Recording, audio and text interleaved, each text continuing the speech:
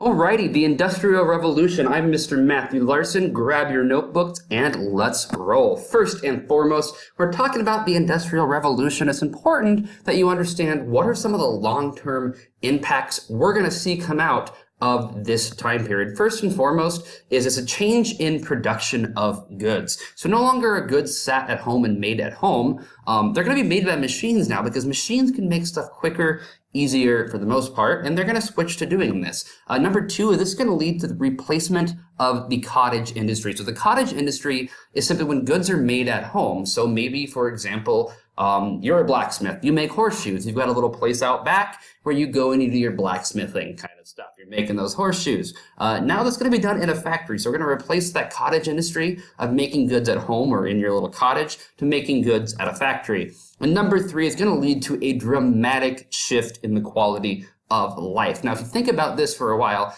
you're going to be working in factories. You're going to be living in large cities because the factories are going to come up around the cities versus living in small little rural country homes. Number two is you're going to have more income coming in for the most part, which means you have more money. When you have more money, you're going to have more stuff to do. You're going to have an easier quality of life for the most part, and that's going to be happening as a result of this. Now, what in the heck caused this industrial revolution? Well, that's important. Number one is scientific reasoning is going to take over. If we look back about 100 years before this is happening, we're going to have the Enlightenment, which is this rebirth and kind of learning and figuring new ways of thinking out. And you're going to think about doing stuff for a reason. But stuff's not just happening because God wants it to happen, as previously was kind of thought. But there's a reason why these different things are happening. So the belief in reason, especially when it comes to science, is going to start taking over. Number two is they're going to use new agricultural methods to increase crop yields.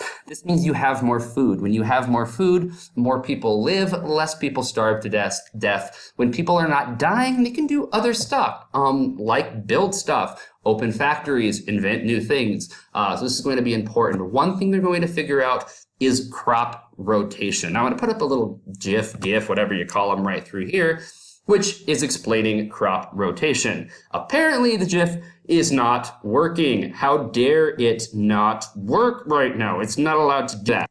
But anyways, you're smart individuals. You can see what is happening right there. So you've got your four different crops. It looks like you got carrots, clovers, corn, and that looks like grass of some sort. Okay, let's just call that weeds. We got those ones going right through there. So what you're going to do is you're going to divide your crop, or your chunk of land, up into a number of squares or whatever shape. Square is just the easiest one to use. You're going to divide it up into there, and then 1 year in that bottom right one, you're going to plant corn. And then the next one, you're going to let that one to the left of that, this weeds going right through there. You're going to leave that one and not plant anything in there because the ground needs to get new nutrients. If you do not do that, eventually your land will fail. So previously, people will take their entire chunk of land and plant stuff in it every single year. They're realizing this isn't working. Eventually, you're going to have a year where all your food fails because there's no nutrients left in the soil. When you allow crop rotation, you have different nutrients going into the soil, allowing your crops to ultimately be more prosperous. So you might have a smaller yield 1 year, but it's a more consistent yield over a very long period of time, and it allows you to kind of diversify your crops. So instead of just growing corn or just growing clovers, you're going to be growing corn, clovers, and carrots while allowing some land to be used kind of just to wait around. Another thing they're going to do is allow cattle oftentimes to go graze on that leftover land, simply because the manure from the cows or the sheep or the goats, whatever you're having out there, is very good nutrients. It allows nutrients to come back into the crops, which allow a greater scientific yield. So we can go thank those cow pies for giving us good old corn. Improvements in livestock breeding is also going to be happening right here. You breed your strong livestock. If you have a cow that comes out with 3 legs, butcher it, eat it for dinner. Don't breed another cow that's going to have 3 legs because a 3-legged cow is not very productive. You want breeding strong animals. So you're going to breed the strong animals. So maybe you have horses, okay? You've got a really, really strong mare. You've got a really, really strong female horse as well. Name just blanked me on that one. Don't make fun of me for that. Filly, you got a filly and a mare. Good. You breed those two together. You're going to breed the strong ones. And then you are going to be good to go. You're going to have bigger, stronger horses later on. Not good horses, butcher them. Or don't. I think don't need horse. That's weird in my opinion. But That's okay. Moving on, before I get too off subject, there's going to be trade between Europe, the Middle East, Africa, and Asia at this time period. It is booming. The difference and the problem, though, is Europe doesn't have a lot of goods to sell. They're not making much money. The Middle East, Africa, and Asia's got all the good stuff people want. Those continents are making money. Those places are making money. Europe's not. Europe needs to find an economic advantage, or Europe is going to be having problems. This is going to lead to, again, a change in the way things are manufactured. You're going to go from human-made products, which take more time, aren't as consistent, to machine-made products, which take less time, and they're more consistent, and they're cheaper to make for the most part, because you can make more quicker, and it doesn't take as much time for workers to do that. This is going to increase efficiency because it's going to have faster production and less waste, simply because you do not need to waste product because the machine's making it. It's more efficient, it's faster, and all good things are going to come from that.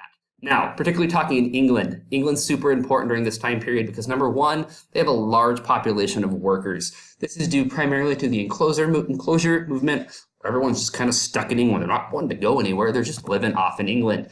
Additionally, England has a ton of natural resources. They've got water and coal power, which is important. So the water power can drive those spinning wheels, which allow the mills to work. You can cut stuff with saws. You can grind flour or wheat into flour. You're going to have coal to fuel the machines. You're going to have iron ore to construct the machines because they're made out of metal for the most part. They've got rivers that are easy for inland transportation. You can simply put something on a boat, ship it downstream or upstream. They have harbors so they can ship stuff off to different countries. You've got a growing banking system, which is giving money or loans out to different people who are trying to start small businesses, allowing more and more companies to grow. You got political stability. Your leader is not going to be falling down anytime soon. You know that, which allows people to want to invest. And the natural resources from colonies overseas are also helping the English, make a ton of money. That is it for now. Questions, comment down below. Otherwise, good luck.